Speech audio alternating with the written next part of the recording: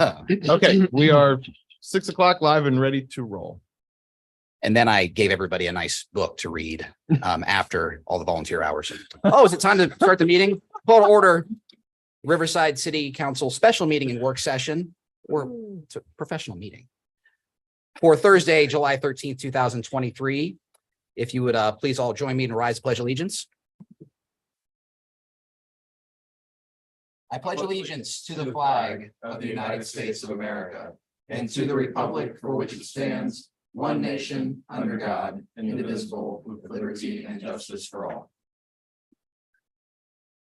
Thank you. Madam Clerk, would you please call the roll? Mr. Denning. Here. Mrs. Franklin. Here. Ms. Fry. Mr. Joseph. Here. Ms. Lomach. Mr. Maxfield. Mayor Williams. Here. Move to excuse. Second. We have a motion to excuse our absent members. All those in favor signify by saying aye. Any opposed, say nay. Motion carries. Mr. Manager, any additions or corrections to the agenda as presented? No, Mr. Mayor. Move to approve agenda as published. Second. We have a motion from Mr. Denning and a second from Mr. Joseph to approve the agenda as published. All those in favor signify by saying aye. Aye. Any opposed, say nay. Motion carries. If there are any members of the public joining us tonight in council chambers, you are welcome to comment on agenda items. If you've joined us, you can get a sheet in the back and turn it into the clerk up front. No one's joining us presently, but the night's still young. So we'll move into new business and I'll turn it over to the city manager. Thank you, Mr. Mayor. We do have a special meeting this evening, rather than just a plain work session, because we have some great news to report on the grant front. The first resolution concerns a FEMA Assistance to Firefighters grant. Actually, if Chief Taylor doesn't mind, I'll invite him maybe just to say a few words about what that grant is going to get us, just to put him on the spot here briefly in a public meeting. Thank you for having me. I appreciate the opportunity to speak with you guys. So the grant is for a diesel exhaust system for both fire stations. What that will do is there will be hoses that will hook up to the fire trucks and ambulances that are stored in the buildings. And when the vehicles are started in the buildings, the exhaust will be exhausted outside of the premises and infiltrate our buildings and subsequently our lungs any longer. So we all know that diesel soot is a known carcinogen. So that is a great health and safety device we're going to have for both of our fire stations and all of our vehicles that are parked inside. And the total grant award there is just north of $120,000 or so. Our local match is 10% of that, if Yes, off the top of my head. The grant award is $124,375, of which we will pay just a little higher than $11,000 out of city funds. The rest will be reimbursed from the AFG FEMA grant funds. And because it's reimbursable, we may need to come back to council later this year with a supplemental that allows us to spend that money up front so that we can recoup the costs later on. But the net spend for us will be the 11,000, as Chief mentioned. So happy to answer any questions. The resolution basically authorizes us to sign this agreement and proceed with the grant project. Move to approve. Second. All right, we have a motion for Mr. Denning and a second for Mr. Joseph. Any further discussion? Would you need a resolution to come back? It's under, once you just have discretion to. For a supplemental though, Oh, okay. because that's for the budget side. For the expense side, we would need to do that in a supplemental ordinance. Yeah.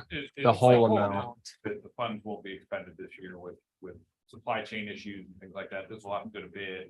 So there'll be a little bit of a delay before the products are actually here in Riverside. Okay. It'll be very close to the end of the year, if not beyond in the next year's budget cycle. So. Easy enough. All right. All those in favor signify by saying aye. Aye. Any opposed, say nay.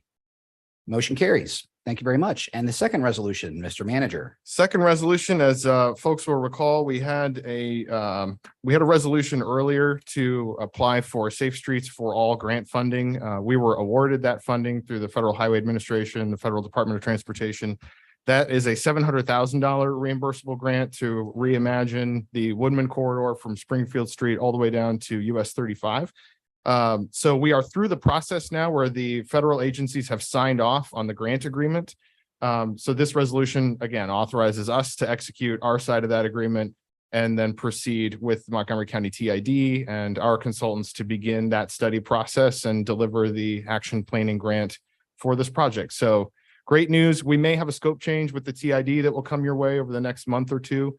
But nothing, that's more of a housekeeping process just to align the work with this grant. So approve. Second. We have a motion from Mr. Denning and a second from Mr. Joseph.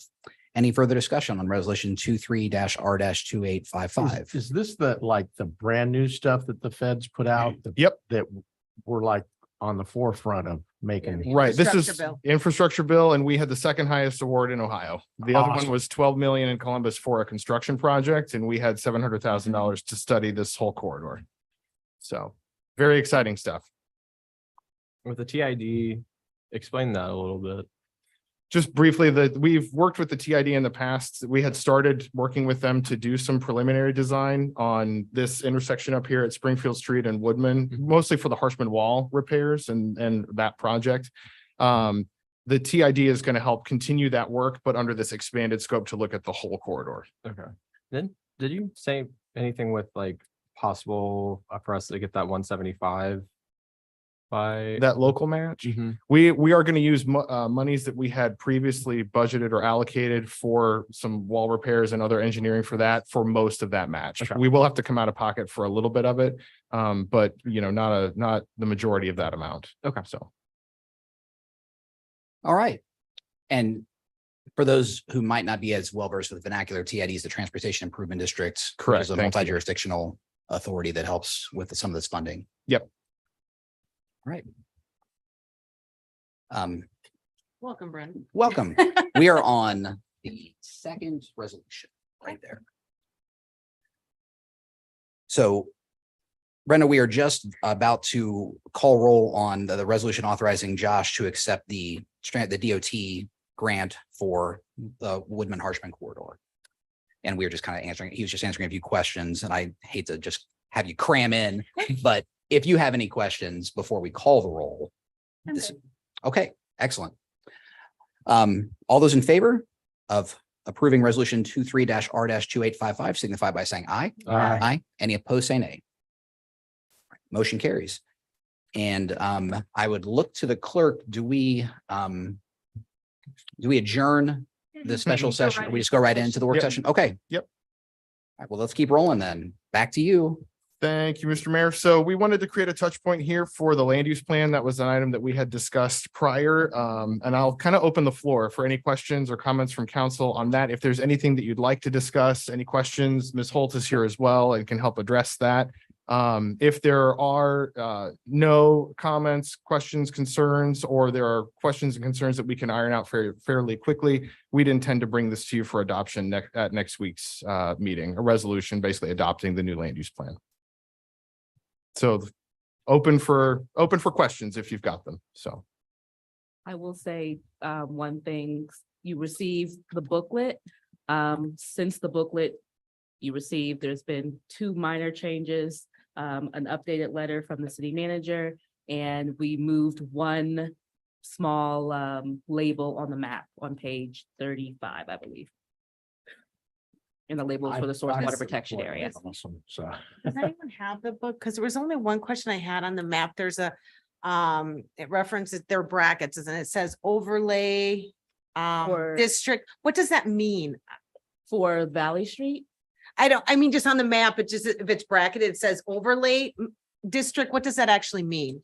so they're proposing for the Valley area for a overlay district, and that would be a special zoning district for Valley Okay, Street. So when we update our zoning code, it could be a business district, it could be a special corridor to really look at Valley Street because it's such a unique area. We have industrial, we have residential, we have commercial, all right next to each other. So they're asking us to really take a deeper look, and that might require an overlay district. so would we then include an overlay district in our new zoning or? Yes. Okay, Mhm. okay. I just wanted to make sure I wasn't quite sure what that meant, but Yeah. thank you. So right now, we do have existing overlay, and the one that we most recently updated would be the water protection overlay. And that is overlaid with all the areas that are in the source water protection area, Okay, the 1-year travel. It's basically that type of an overlay, as well as a lot of the discussion that's in that document about zoning in general, are the kinds of things that we will have in our hip pocket when we proceed to the next step of this process, which is to use that plan as the basis for looking pretty hard at our zoning code and thinking about zoning code rewrites and the kinds of things that we need to do in the code to bring that plan to life. Okay. So. So that touches on what my question would be is how do we anticipate the steps, the timing of obviously, we're not going to hit everything that's in the plan, right? There was some discussion about the low hanging fruit, going after those first. Looking at the zoning code, but what does that process look like? And, how can we envision what those, marching forward with this plan? Does that make sense? Yeah. Yes. What's really beautiful about the plan that we have before you is in the back, it has recommended steps, some that are short-term, medium, and long-term. We can go up after those short-term ones, such as setting up a CIC, looking at our zoning code. But first, we would need to look at our budget for possibly bringing on a consultant to really look at our code. Do we want to go for a form-based code that would look at design over just uses? Or do we want to go with what we have now, which is a more traditional zoning code, where we have different districts, and in those districts, what is permitted by use? So that is something that we can do pretty quickly. And we can just check those off. So those are things that we can win. We've already started doing some things, which is setting up a stormwater utility fee. And those are things that we can already, see over the horizon. So If the I list answered that that's in the correctly. back, Mhm. we would just be kind of going through Yeah, it's that like a list. checklist. Mhm. Checking Yeah. those things off of the back. That's how we plan to proceed. Yes. Yeah, and I would imagine, brainstorming a little bit, but I would imagine that this is the kind of thing that I would like to have as almost a standing item of sorts at work sessions, Mhm. where we can just kind of do, especially more toward first quarter kind of stuff, where we can say, here are the elements of the land use plan that we're really going to prioritize this year. Because honestly, once we get into some of it, it's going to get real meaty. And, when we think about things like a form-based code or even just a zoning code rewrite, those themselves are year-long plus processes. Mhm. So I agree, like coming up with some way where we will make sure that we're checking in on this fairly regularly in an environment like this, and to knock out some of the quick wins, but also to make sure that we're staying abreast of the more complex work as well. So we'll keep talking about it for sure. I think just a comment based on Brenda's question, which is in line with where my mind goes when we consider adopting a land use plan, is that, okay, great, we have a plan, or we have a study, does it just go on a shelf? And obviously this one will not. But I think it's also important for the members of council up here to understand that in my mind, we're going to need to protect this investment. What I mean by that is a lot of energy and effort and dollars have gone into getting this land use plan and updating where we are as a community. And it's going to take more investment to get a zoning code rewrite or even partial zoning code rewrites. And I hope that there's consensus amongst the members of council that we're not going to shy away from necessary investments in things like consultants to come in and take the document and work with staff and get it exactly where we want it to be to move forward as a community. And we don't decide, well, I don't know if do we really have 15 grand to do this, or do we really have 25 grand to do that? We're not going to just throw money around, but I think at this point, we need to protect the investment we've made and continue to build upon that. Yeah, build on that. To just make it and not build on it would be a loss, It'd be a tremendous loss. a lost document. Well, and I think, not to speak for the staff, but at least certainly for myself, I think that a lot of us certainly feel our own sense of pride and ownership over this product as well. And none of us are interested in having it sit on a shelf either. So especially, as a resident, there are things in that report that I would certainly like to see happen. And so our goal is to continue to prioritize it and give council some informed those touch points, but also some informed decisions about, where do we need to make those investments and what's appropriate to kind of prioritize first and then go forward from there. And not to get too far in the weeds, later on this year, probably in September, we have a partnership with ClearGov, which is a company that we're using to start putting the building blocks of our budget book and financial transparency pieces together. I've also, I'm working with them on a strategic planning element, so I'm plugging council's strategic plan into that portal as well. We can do the same thing with the land use plan. So there's a variety of tools and touch points that we can use to have that communication and to make it public facing and more transparent as far as where we are with plan implementation and what's coming next. So we intend to use all of that and bring it to you as well. And again, in my mind, the land use plan delivery and kind of final product, it's not the end of the discussion. It might be the end of the beginning, but this leads us to the next part, which is how are the implementation stages going to occur? And as Naya said, some of it will be relatively easy to accomplish. Some of it might be multi-year, and that's okay too, because these documents are designed to be 5 to 10 year documents. And guide the 7 of us up here and whoever comes after us and give people an idea of where we are at a place in time and then where we want it to end up. And the measurables are something that I think is important as well.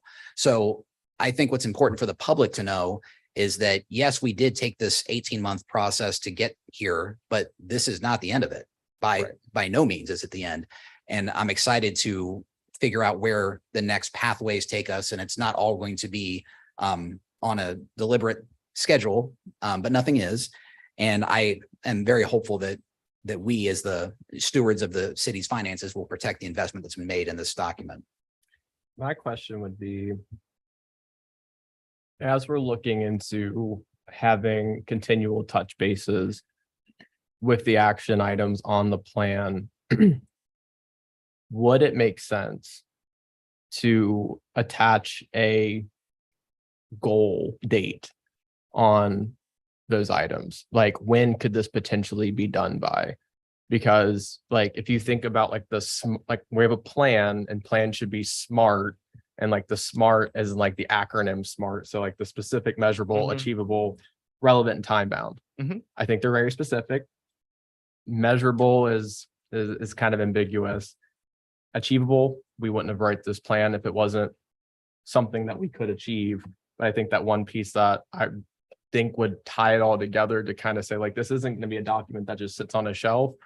We set some type of goal date on those plans. When can we get those done in the short term? When can we get those done in the mid and the long term? Right.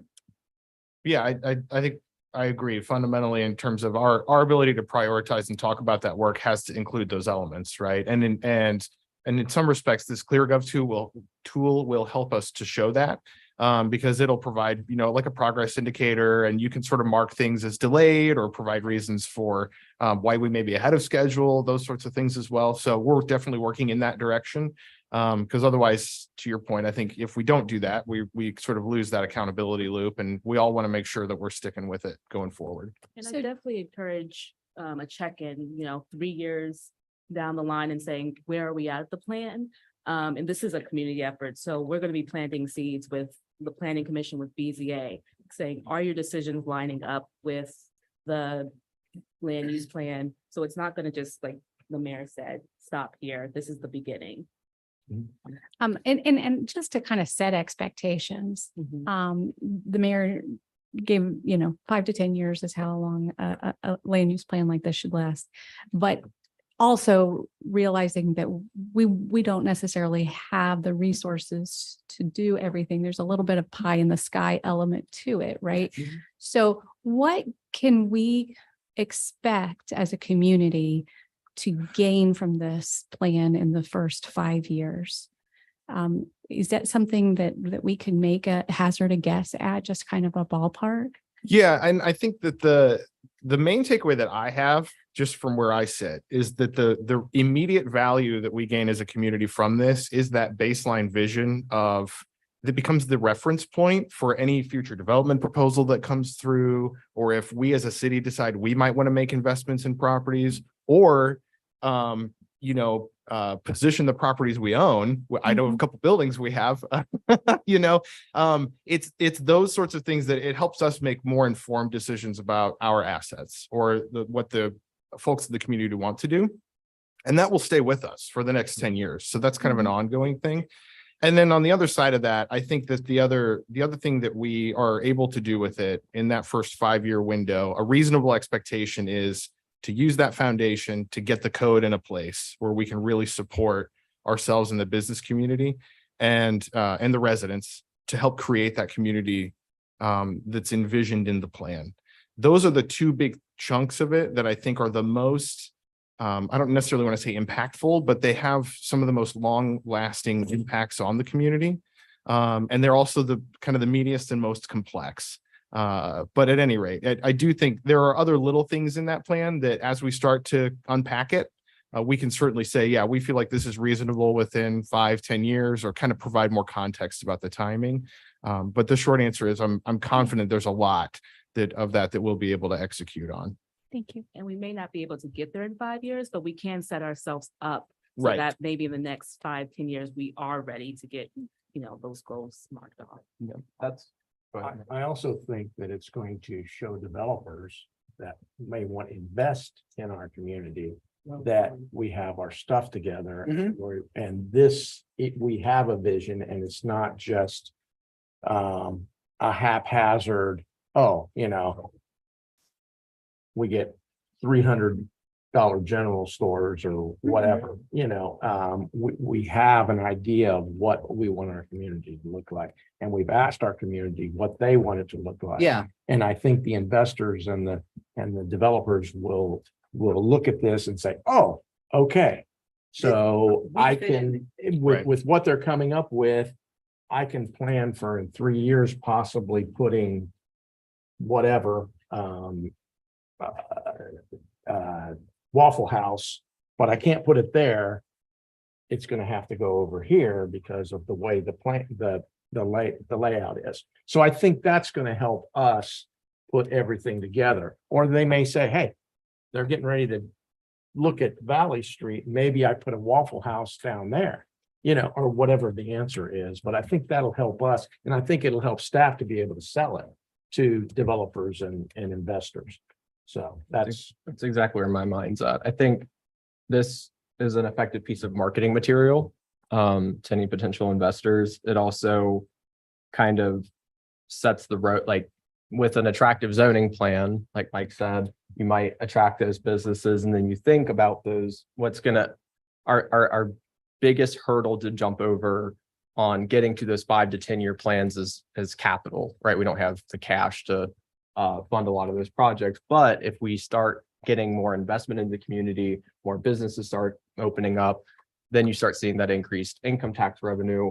And then that gives us the ability to work on that next stage of the plan. I mean, a lot of what this is smart investment, because we're investing into the infrastructure and the future of the city, because we can't continue doing what we're doing and expect our bottom line to increase. right. It gives us the ability, staff the ability, or Kathy specifically, when she's doing, okay, we're gonna redo Valley Street. Well, if this is what we're trying to do, then we need to increase the amount of water that we can run off and stuff like that, so that we invest that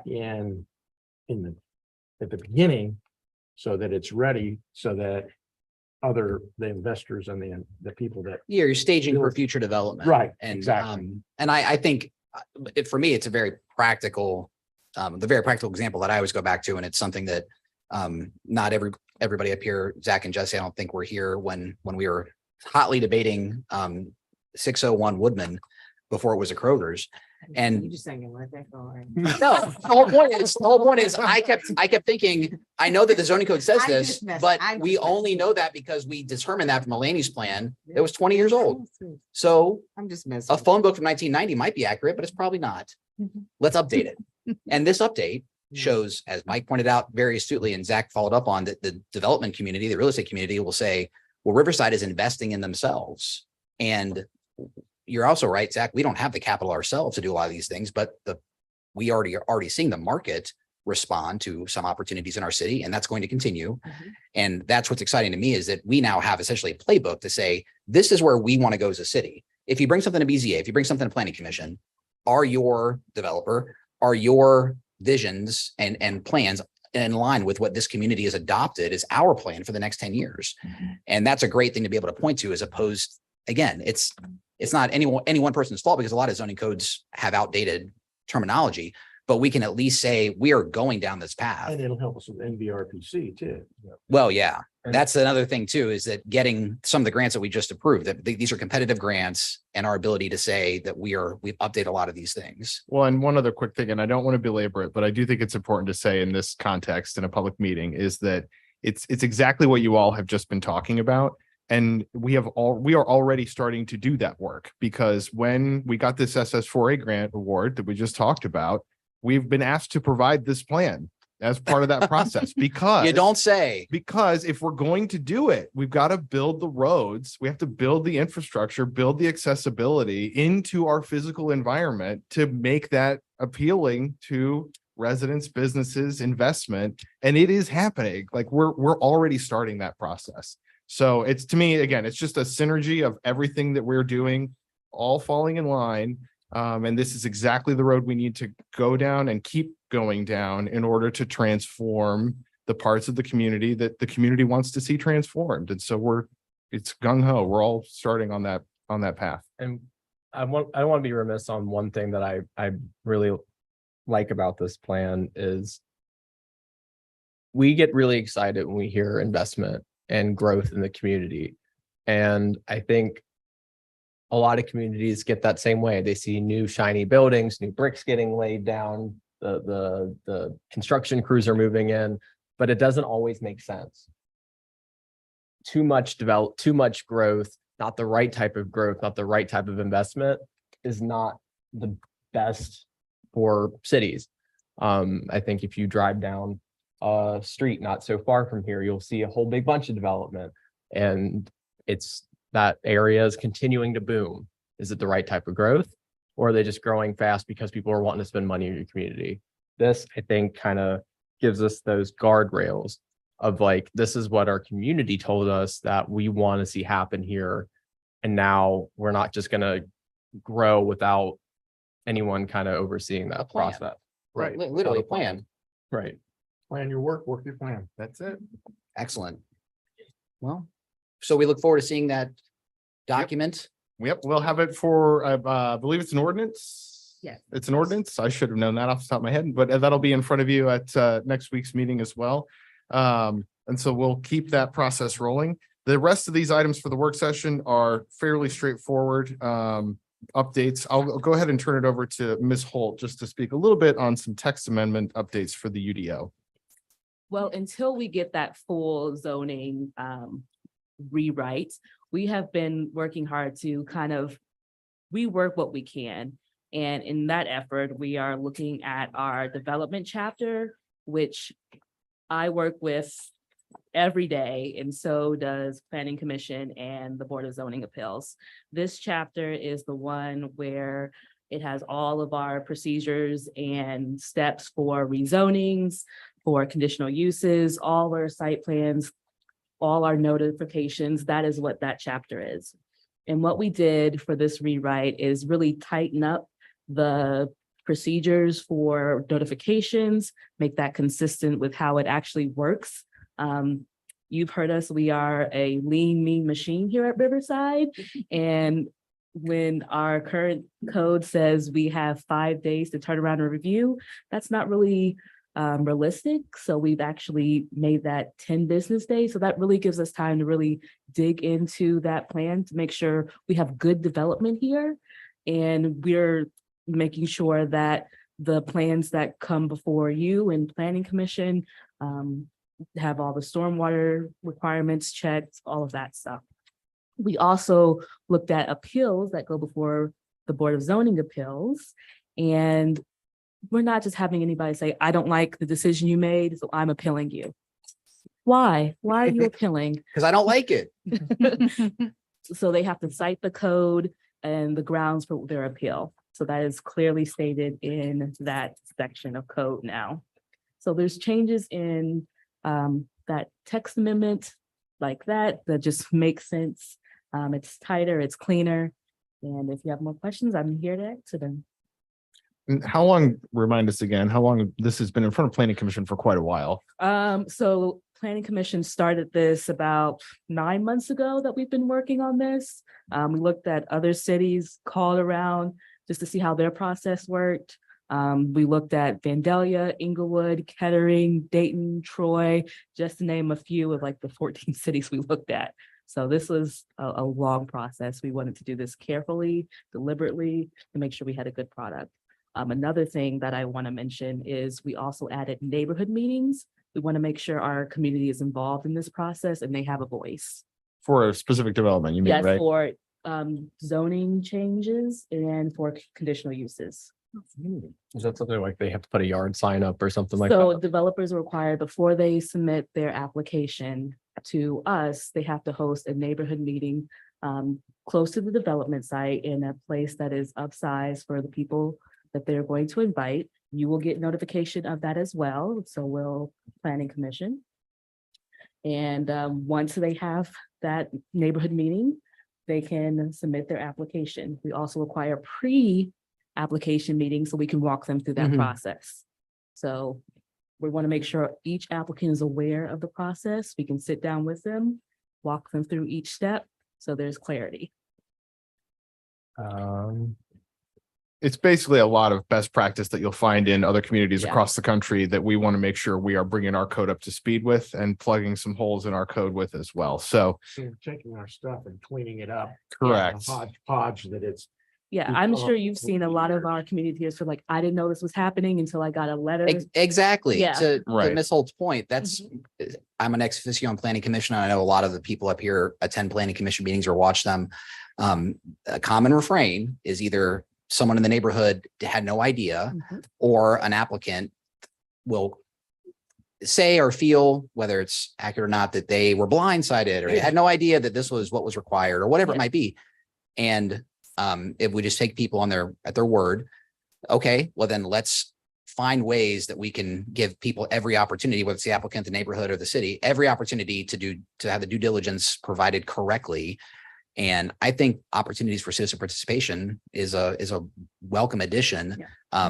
Not everybody gets within 300-foot mail requirement that you might have for a BZA case or a planning commission case, which I think is an OR. I know it's an art code, but I think it mirrors an ORC requirement. But my first internship was working in citizen participation in the city of Dayton for the priority board. So that was really the priority board. Model cities idea was to bring government out to neighborhoods and give people opportunities for input that might not always come to city hall. But that sounds great. Now, with BZA, those cases don't come through us ever. No. No. So, and then planning commission, they make the recommendation whether or not they go up or down, then it comes to us. It depends. In most So- in most cases. Amendments and Right. for rezone. The reason why I'm saying that is like, if they have those community meetings, I'm just a little cautious of like all 7 of us going to that. And then if somebody started asking us, well, how do you feel about this? And that's prior to them coming in front of us. So the purpose of the. Well, Yeah. Yeah, There have been community meetings hosted in the last 12 months that we didn't attend. Right. right. That developers. So it's had- like that. It's between the developer and the neighborhood. It's a chance for the neighborhood to ask questions of the developer and for them to share, their initial plans for the project. Yeah, there's one held right around Thanksgiving at Spalding Road, Church Mhm, of God, I yes. believe. And people asked me like, well, are you going to be there? And I said, no, I'm not. It's not for Yes. us, city council, to be involved at this point. This is for the neighbors and the potential private property owner Mhm. to discuss what their plans are, what their ideas might be, and what expectations might be. And after you guys have that discussion, then we'll do the official part. But I But think what it does is it gives the neighborhood and the developer get a feel for the neighborhood, and then maybe just may decide, maybe I don't want to do this because it's not worth the big fight that. Or maybe they want to modify their plan a little Mhm. bit. Yeah. Yeah. Maybe they want more green space, or they, Yeah. the neighborhood says, well, we could maybe, we'd be more for this if you put a small park in here or something. I mean, developers. or had different setbacks. Yes, I mean. Or different screening. Yeah, developers, if they want to build they can manipulate their plan in certain ways to, accommodate some, they may not be able to accommodate everything, but at least they're listening to hear what that community is And saying. that's part of the requirement. They're required to put in what questions were asked of them and how they responded. And they have Yeah. to submit that with their application. And I will say though, for like the meeting part, if it's your neighborhood, I think you, as a council member, you have all right to be there because that now you're attending it as a resident. of the Yeah, it's a neighborhood. resident. Is someone from the city going to be at those meetings? I don't know that by code we are required We to are not. be. And honestly, I think as from a staff perspective, I think we kind of take the same approach in a lot of ways where my hesitancy, just again, in thinking out loud a little bit, is that I wouldn't necessarily want to put any of the staff in a position where we're going to color the outcome of a conversation, or because we're there, it takes on sort of a different tone or a different lens. The real purpose of those meetings is to create a formal touch point between the developers and the neighborhood to build a relationship and to try to figure out if the neighborhood has concerns about a development, what's a good way for those groups to work together to come to some sort of a consensus or to accommodate each other. And so to the extent that a staff presence there sort of makes it maybe more official in some ways than it really ought to be. That's kind of where our role really is, to look at the plan that comes out of that conversation and then to say, hey, here's how this fits into the code. Right. Or if there are questions that come out of that, we're here as a resource to answer those and then to follow back as needed to help facilitate that process. Right. My brain just went to is that since there's no one going to be there, it's not recorded, and they're saying that you're requiring them to submit the questions that were asked and the responses to it. I mean, yes, they run the risk of like perjuring themselves or submitting a fictitious document if they say like the community was up in arms, like I don't want this at all, but they return back a paper like the only question that I had was, when do you start construction? And their response was tomorrow or something like that. Is there a way to like, A lot of, when we did this research, a lot of communities had like packages or like how-to guides for each neighborhood meeting. So during the pre-application meeting, we would go over how to run these. And that's the best we can do with that. Well, and the other thing too, that I would build off of that point as well and say, and honestly, it's the case that the mayor referenced earlier, the one that occurred last November. It's not a requirement yet. It would be if you adopt this code revision for a developer to meet with the neighborhood. That in that case, the developer went out of their way to try to engage that neighborhood. And what ended up coming out of it is the developer felt like it wasn't a good fit. And so they never submitted anything to us. There was never a process that even started because that was the first step that they took. So on some level, I guess, I kind of come at it in the sense that we would be putting it in our code in a similar way, where after a pre-application meeting, before anybody's submitted anything, we're asking developers to take this step to be sure they're comfortable going forward. And if they are, there are several touch points through the formal process where any resident who attended that meeting could come to, or, send us emails, correspond with us, to represent their side of what that meeting was like and to share their experiences in front of planning commission and city council as well. So by including this step, we create that touch point. We are also not excluding anybody from sharing in the future what came out of those conversations. And then once they submit, those records are public. Right. So they can pull it and say, wait, that didn't happen. Well, and my thing is, it's not a public meeting. It's their property and they want to do this, and so they're asking people around them, if they can do it. So I don't see it as much as like a public meeting, that would have to be recorded. Right. So we will have, we'll prepare those text amendments. That again is an ordinance that the planning commission recommends for approval. So you will see that, I believe, at next week's meeting as well. That'll be in the packet. And we can continue that process moving forward on those text amendments. The next two items on the agenda for tonight. So upcoming assessments. I did want to give council a heads up. So at the August meeting, we'll be bringing a series of housekeeping, if you will, assessment ordinances to you for approval. One is the annual streetlight assessment. So that happens every year. And as many of you will recall, or all of you will recall, we did quite a lot of road work last year on Lynn Haven Meyer. I think the year prior was Honeyleaf. And so we're at the process now where after having billed and talked to residents and everything else, there are folks who would prefer to just have the assessment roll onto their taxes. So those ordinances will come to you. The only real difference this time around from projects prior is that the county has changed their process for how they want us to do these ordinances. We're only going to do one ordinance for Honeyleaf because we didn't have in that project. No one asked us for what amounts to a hardship extension to pay over 10 years. So what we did for Lynn Haven Meyer, though, is offered folks, I believe, a 5-year repayment. And then if they came to us and said, that might still be a bit much for me, can I do 10? We said, yes, that requires separate ordinances for the county. So we will have two assessment ordinances related to Lynn Haven Meyer, one for a shorter term, one for a longer term. And so just a heads up that's the only part about this that'll be a little bit different from past practice. I just have one question because I know that there's a deadline in August for submitting the assessments.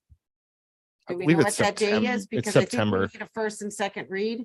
Yep. Yeah, we need 2 reads 'Cause- before the second Tuesday of September. September, okay, because I know that it wasn't, maybe it was last year, or the year before, we missed that deadline.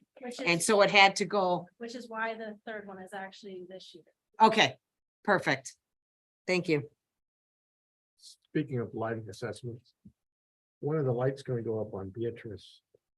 I will ask Ms. Bartlett that. I know she had been in communication, I believe, with Miami Valley Lighting on that. Okay, I'm So- just curious Mhm. because it was supposed to be this summer and I would have thought summer's getting away from us, so. Yeah, we're about halfway through, right? Although I'll it's find out. like longer right now, the days are gonna be getting shorter. Yeah, halfway through the year.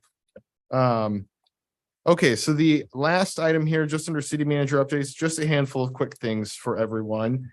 Earlier this year, we did another housekeeping thing when we became members of the Ohio Benefits Collaborative for our health insurance pool. We need to appoint a representative to that. Both Ms. Myers and Mr. Lohr are no longer with us, so we need to appoint someone else. We intend to change it so that we're not necessarily naming individuals. We're going to put position titles in so that we can reduce the frequency that we have to come to you with this stuff. But now that Ms. Davis has started as our HR manager, we're going to list HR manager as the primary representative. And for now, city manager is just as the backup. So that'll be a resolution, just changing that. Fairly straightforward. There will be several public service items on next week's meeting. So we have the regular crack sealing and guardrail maintenance program resolutions. Those will all be there. That'll be in your packet as well. And we have, I believe, our last resolution with ODOT regarding the spinning road project. And this, I believe, is the one where we have finalized the amount that we're likely to pay. But I will, we'll have more details about that in the packet as well. So keep your eye out on that. And if you have questions, just give me a call or shoot me an email and we can get those answered. Quick update on the fire chief recruitment. The deadline for that is July 21. So if anybody out there is watching the meeting and was thinking about applying, we've got about a week left. We do have a pretty solid applicant pool. I spoke with our consultant this morning, so optimistic about where that's going. So we're on track to hopefully have someone selected here by early fourth quarter. And just a friendly reminder, I'll ask everyone for a little bit of grace. Ms. Llewellyn is out of the office next week, and so I will be wearing 2 hats for planning commission and city council. So I'll be available, but also trying to run it. And even though she's done an admirable job of creating what amounts to a how to run a meeting guide, I'll probably mess something up. So at any rate, just a heads up that corner will be a little empty and we'll miss her while she's gone. So. But that's all I had as far as city manager updates go, and happy to answer any of the questions that you have. So are we gonna have an emergency ordinance next week? For which, no, So the assessment will not need 2 readings, or will not be no, the assessments, because they're due September, not in September. we have- We have 2 Okay. readings in August to August. take care of. All right. I'm just thinking of the ways that I could mess up the meeting without Katie here. That's immediately. Well, at the you front of my know, mind. we could have a real entertaining session here in a week. Well, certainly we could. I'm trying to mitigate to the best of my ability, but that's not saying a whole lot at all. Bring my So, Roberts rules book. Yes. Yeah, there you Um, go. I'll Yeah. find. Order. Find You something. know, I'll go All right. to the back page and find something that throw you through a loop, Josh. I look forward to it. All right. Well, then we will move into council member comments, and we do have an executive session on the agenda. So I'll start with the letter A, and that's April. I have nothing. And I'll go to Z, A to Z. With my husband. I have Yes, A to yes, Z. A to Z. A to Z is all over my house. Nothing. I just want to say Zach's very well dressed tonight. Oh, thank you. Brenda, I have nothing. Mike, I think I hope everybody had a great 4th of July. I did, and I don't think we had any major problems within the city, so I think we've made the correct decision last year. Heard a lot of big booms Okay. all through the neighborhood. I didn't post it on Facebook, but I heard a lot of them. does it count then? I think there are a lot of neighborhoods that are making them they're doing their little block parties and doing it together, and I think they're thinking about the fact, I think the points that people have brought up, they're thinking about, and they're doing it together away from pets as much as they can. How was that, That's it. Chief? How was the 4th? We had really no incidents whatsoever. I mean, nothing outside of the normal, day-to-day stuff we deal with. We had nothing related to fireworks, we had no fires, nothing that was Fourth of July related, Sweet, cool. just the normal day-to-day, EMS fire. Before we go to executive for the reason listed on the agenda, city manager, I will put you on the spot. There are letters arriving in homes for Yeah. the aggregation. Could you just give a quick 30 seconds on that in case anybody is confused as to what it means when it arrives? Sure, that's an excellent point. So yes, SOPEC selected AEP as the energy provider for the electric aggregation program. AEP has been rolling out letters in batches because we have quite a few customers in the city. So you may have received a letter. That letter may still be coming. I believe they're mailing through this month. So if you haven't gotten a letter yet, you should still receive one. The letter basically describes the rate that SOPEC was able to negotiate for electricity. We are just north of 7 cents, if memory serves. The market rate that's floating around right now is almost 11 cents, Mhm. 10 and 10.7, 10.9.